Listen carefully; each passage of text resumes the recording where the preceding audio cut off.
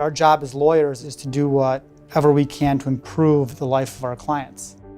It's about zealously representing our client, but it's also about changing policy where we can.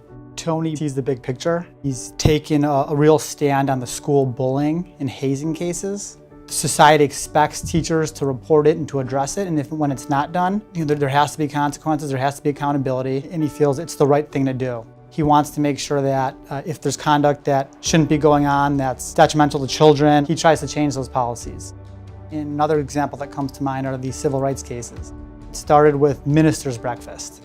He wanted to spearhead the Chicago Bar Association Summit on preventing violence in Chicago. It was an open forum for people to talk about their perspectives, what they saw the problems were regarding the violence in the city of Chicago and issues with trust.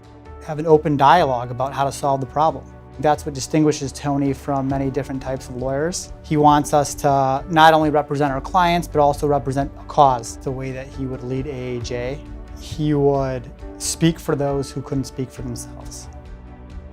In 2008, he approached me about becoming his managing attorney here at Romanucci and Blandin. This, for me, exemplified Tony's leadership and support of women in the workforce. In cases, Tony just doesn't look at the bottom line, he sees the big picture. One example was the Desiree Robinson case.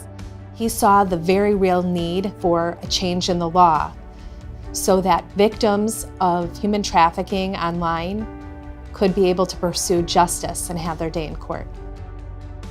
It's become very clear that our job as traditional litigators has changed. I was fortunate enough to learn from some of the great lawyers in this country and what they did with tobacco, what they've done with Ford Pintos, what they've done with asbestos. They have literally changed the lives and saved the lives of hundreds of thousands of people because of the work that they've done.